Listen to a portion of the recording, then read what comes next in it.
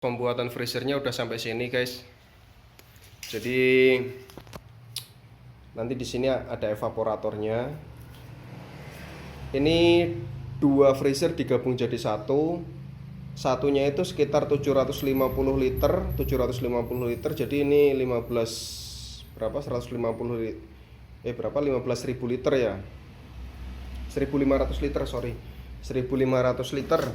Ini total 1.500 liter, tapi bawahnya dibolongin. Kenapa? Karena kalau sudah dingin itu nantinya kompresornya yang akan dijalanin satu aja buat jaga suhu aja kan. Nah, buat awalan memang nantinya akan ada dua kompresor yang buat nurunin suhu biar cepet. Tapi kalau udah jalan, yang satu dimatiin, cuman make satu aja. Nah, nanti udara dinginnya bisa bersirkulasi. Nah, ini lagi ngerakit kayak ginian, nanti ini dilem semua, dilem. Ini sambungannya dibikin kayak gini ya. Ada stepan-stepannya biar dia potongannya itu nggak langsung nembus ya. Jadi ini kan ada ini harusnya kalau ke atas, kalau misalkan sesuai dengan ini, misal ditempel di sini, ini di sini ada styrofoam yang pinggirnya ini langsung ditempel kayak contohnya ini deh, pinggir deh. Nah, ini kan tak bikin kayak gini. Kenapa? Karena kalau misalkan ini nggak dibikin coakan kayak gini, ini satu lurus kayak gini, jadi ini kotak, akhirnya nyambungnya gimana? Kalau ini kotak, terus ini kotak, di sini kan ada celah. Jadi kalau udara dingin itu bakal lebih gampang keluar gitu dari celah ini, karena satu jalur kan lurus langsung keluar. Tapi kalau dibikin kayak gini, dia udara dinginnya mau keluar nabrak dulu di sini, nabrak dulu. Jadi stepannya seperti itu ya. Jadi semua konstruksinya dibikin seperti itu. Nah, ini bikin sendiri ya, bikin sendiri karena secara cost itu jauh lebih murah. Kalau misalkan perbandingannya freezer 750 sampai 800 liter itu harganya sekitar 8 jutaan. Beli dua ya anggaplah 16-17 juta. Nah, ini dengan bikin sendiri itu satu freezer itu segede ini itu mungkin sekitar 5 juta ya, mungkin sekitar 5 jutaan. Soalnya ini itu bahannya habis sekitar 2,5 juta. Ini bahan buat styrofoamnya ini ya. Ini bukan styrofoam sih sebenarnya, ini PU ducting. Jadi sedikit berbeda sama styrofoam. Ya mirip-mirip, masih satu keluarga, cuman dia density untuk kerapatannya itu lebih bagus inilah dari styrofoam yang biasanya. Ini lebih rapat ya. Ini juga udah ada lapisan aluminiumnya. Jadi PU ducting ini biasanya dipakai untuk AC-AC sentral di perusahaan-perusahaan, itu pakainya ini ya, PU ducting. Tapi aku bikin untuk bikin freezer. Ini kemarin habis 5 lembar. Ini total 5 lembar, termasuk itu 5 lembar. Nah, dari 5 lembar ini ya ini jadinya segini. Terus kalau untuk rinciannya itu evaporatornya butuh dua gulung ya, gulungan evaporator itu yang seperempat in, yang diameter seperempat itu habis 2. Sekarang itu harga satunya itu sekitar 200, anggaplah dibulatin 250, soalnya plus minus di angka itu ya. Jadi 2,5 juta ditambah gulungan itunya 2, butuh 2, berarti udah 3 juta. Terus untuk kompresornya kalian bisa cari yang bekas ataupun yang baru. Itu kalau bekas 300-an itu setengah PK cukup. Setengah PK untuk yang satu kolom ini ya. Setengah PK. Terus kondensornya untuk pembuang panasnya itu butuh sekitar 380.000 lah, kalau dijumlah itu sekitar 380.000. Berarti udah berapa itu? 3 juta, anggaplah 3,5 juta lah ya. Sama ininya ya sama lain-lainnya anggaplah 3,5 juta. 3,5 juta berarti kan cost untuk kompresor dan lain-lain itu sekitar di luar ini sekitar 1,5 juta, 4 juta. Ya bener, sekitar 5 jutaan itulah, 5 juta. 5 sampai 6 juta lah. Karena ini frame-nya belum tak bikinin, nanti ada frame-nya juga. Biar kalau kayak gini kan masih agak ringkih nih. Nanti dibikinin frame biar lebih kuat lagi. Jadi cost-nya untuk bikin kayak gini itu 5 sampai 6 juta. 5 sampai 6 juta menggantikan cost untuk 16 juta. Jadi kalian bisa saving 10 juta. Tapi kalau kalian punya modal, mending beli freezer yang udah jadi. Kenapa? Karena yang pertama ya lebih proper. Yang kedua, waktu pengerjaan. Ini yang paling penting ini waktu sebenarnya. Ini bikin kayak gini itu agak ribet motong-motonginnya karena styrofoam setebel ini dipotong pakai kayak gini, cutter itu susah banget ya, berat. Jadi capek. Terus juga gampang tumpul ini karena panas banget kegesot ya pokoknya ini gampang tumpul, jadi harus siapin beberapa isi cutter. Kalau udah tumpul itu udah kayak gini nih, ini tumpul, ini buat motong tumpul, jadi nggak bisa halus. Kalau ini kan masih halus nih hasil potongannya. Nah kalau ini udah tumpul nih, jadi pas waktu motong gerusut dipaksain terus itu berat banget.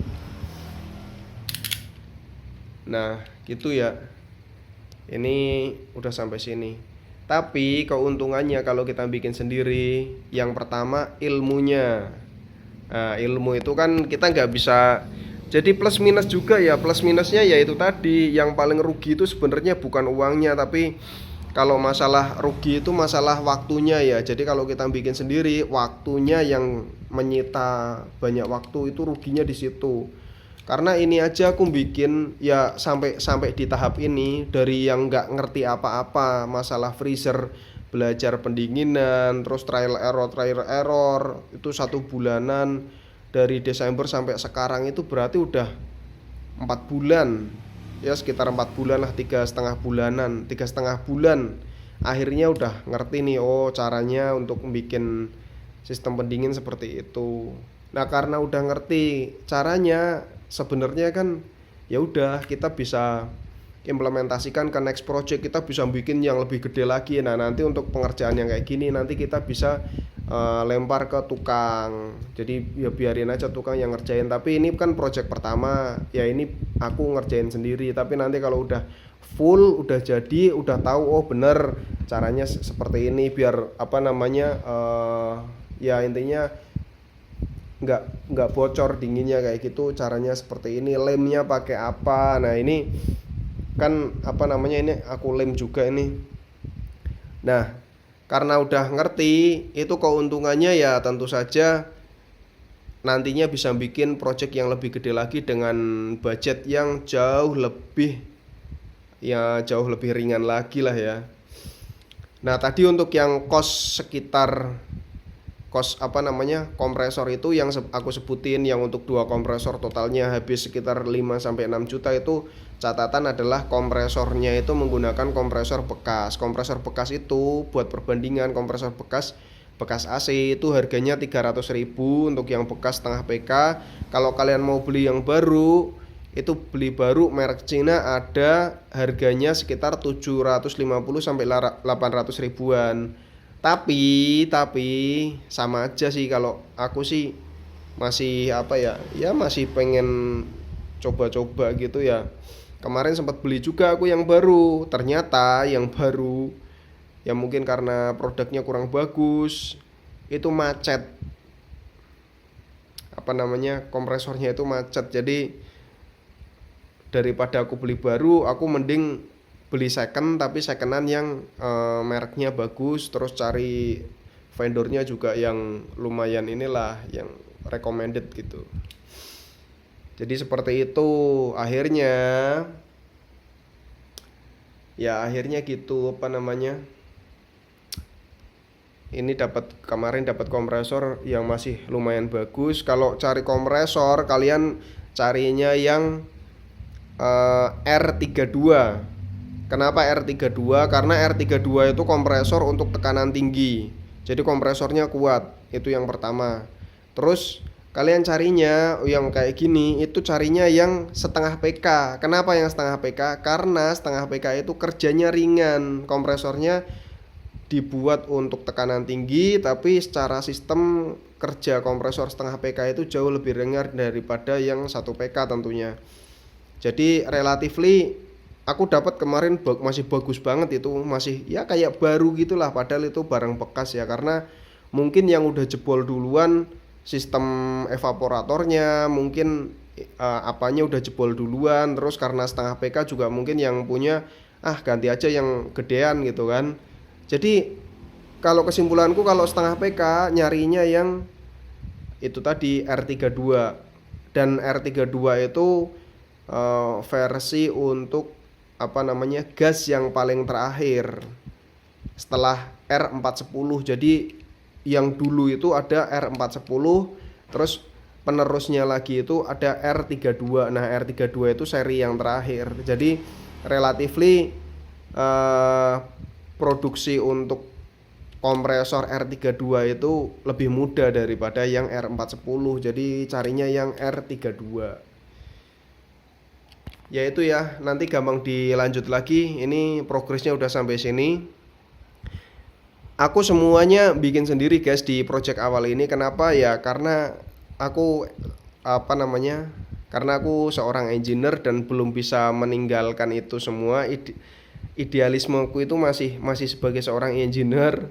Jadi sebenarnya kurang bagus ya kalau semua dikerjain sendiri. Cuman ya udahlah ya, karena memang juga kan ya aku juga butuh ilmunya gitu. Nah, ini alhamdulillah aku udah sedikit banyak udah dapat ilmunya. Kemarin udah trial, udah sedikit paham lah. Jadi alhamdulillah, nanti next project kita mau bangun yang satu ruangan full. Jadi yang cold storage. Kita bangun cold storage bisa pakai ini lapisnya 3 atau 4 maksimal.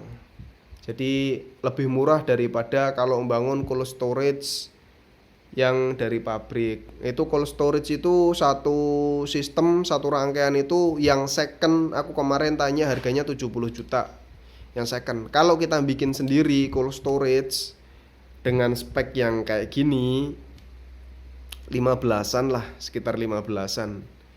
Itu kompresornya juga AC-nya juga pakai AC yang baru.